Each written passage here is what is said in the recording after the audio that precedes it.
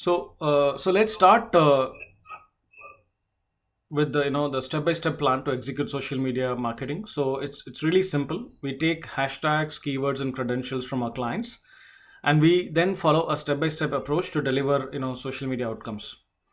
So how do we do that? We first baseline their profile by using Hootsuite. We then determine who are the top influencers for that industry. Just to take an example, if it is the cause that we are working on, the refugees cause, then the real influencers are people like the UNHCR, companies like UNHCR, and people like Angelina Jolie. They're all the real influencers. It's really easy for us to understand who are the top influencers, because we live and die within this particular industry, or within this particular domain, right? But if I ask you the question, who are the top influencers for the oil and gas industry? uh, I'm sure if you're not a part of that industry, you wouldn't really know it at the top of your head, right? Or if I asked you, who are the top influencers in the retail industry, we would not know, right? So it's really important that we can use products like BuzzSumo or Hootsuite, to understand who are the top influencers, who are the top companies that are really driving the agenda, for a particular industry. So that's what we will do in step two. We will determine the companies as well as the key individuals who are called influencers, who are influencing the social media outcomes.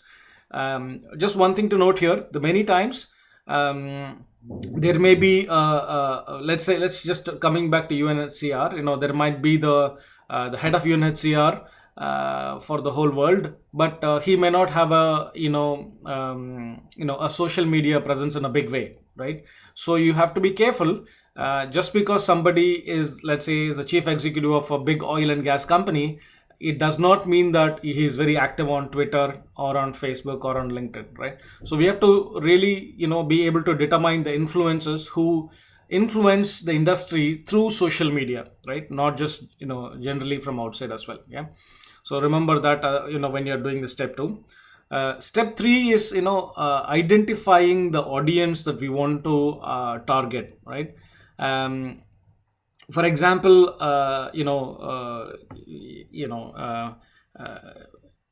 who are the people who care for, let's say, you guys are all building your school websites, right? Now you want to identify the audience to whom you want to, let's say, talk about the great stuff that you guys are doing in digitizing the school websites. So it's really important you talk to the people who care about schools, who care about education, who care about children. So it's very important that we identify the right audience to say the right message, right? And I think because the internet is full of billions of people, right?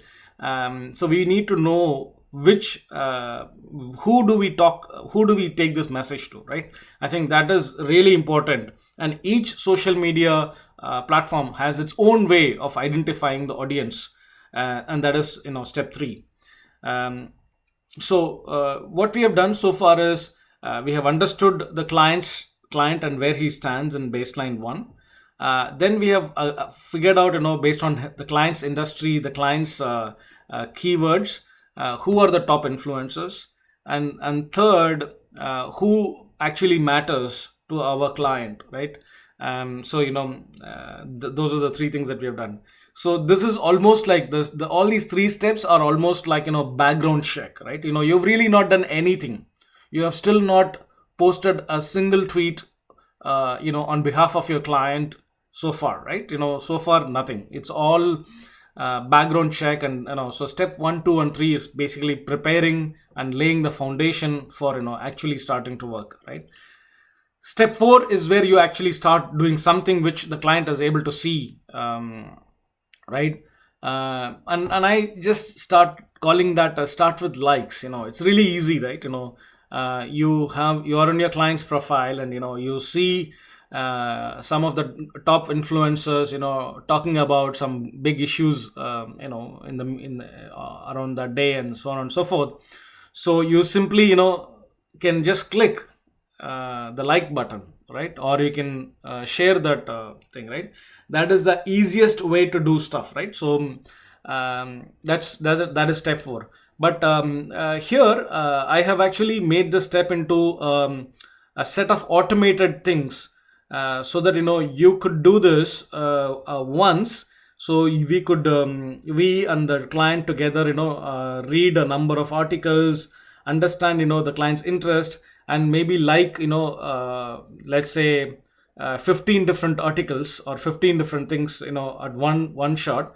But these 15 things that you like can get posted into Twitter and LinkedIn, maybe 3 posts a day for 5 days. So which means, you could spend half an hour on your mobile phone, just liking 15 different posts in that half an hour on a Monday morning. And then the computer program would keep running. Someone asked me a very interesting question, and this program will run even if you don't have a phone, and even if you don't have any internet connectivity, and even if you don't do anything. After you liked, let's say, 15 different things on your phone, every day, let's say at morning 7 o'clock, afternoon 2 o'clock, and evening 7 o'clock, 3 times a day, it will post the things that you liked on behalf of the client to both Twitter and LinkedIn, and anywhere else, to Facebook and Instagram and wherever else do you want to post. So it will mimic the action, for over 5 days or over 10 days or over 15 days. If you liked 15 posts, then over 5 days. If you like 30, then it can run for 10 days. If you want to be greedy, you can like a lot of posts, and it'll keep running as long as it takes. So basically, you can completely automate the process of liking and sharing on behalf of your client. In step 4, you can also do it manually first, just to understand how the whole thing works. But this is a step that's going to be very, very interesting, right? Step 5 is comment. Right now, it's really easy to like someone else's idea or someone else's content, right? But if you have to comment on top of something that somebody has written, then that's not easy, right? So you need to know a little bit about the industry, etc., etc. But what we can do is we can start commenting little, by giving some prize, by asking some question, by basically just engaging in a very, very simple common humans common sense way, right?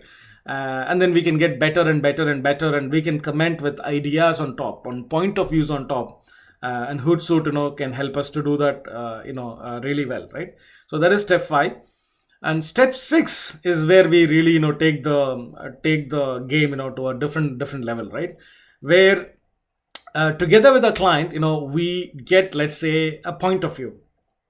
The client can send you 5-6 bullet points, which basically tells a story, right? Then what you could do, you could basically create a video out of this 5-6 bullet points by tools like Canva, right?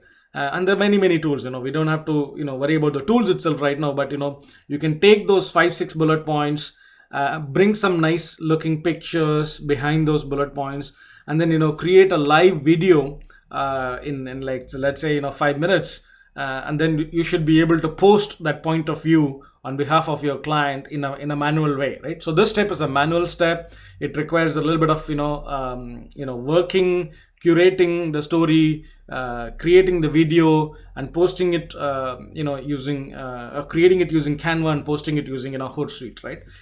So those are the 6 steps that is needed, and it's really the whole idea is make these 6 steps so easy that you are able to do it as much as possible using your mobile phone. If you have a laptop, that's great, but even with your mobile phone, you should be able to you need a laptop to initially configure some of these things. Like step 4 is a very complicated step, so we need to configure a lot of things in Medium, Pocket, Buffer, IFTTT, and Zapier. But once you have configured once, right, for the rest of the client thing, you should be able to just use your mobile phone and do the whole thing, without ever needing a laptop again, right? So that's why I wanted to design these steps in such a way that it is really, really simple and really, really, easy to follow, right? Um, so that's pretty much it, from a steps perspective, right? I'll pause here and I'll take some questions.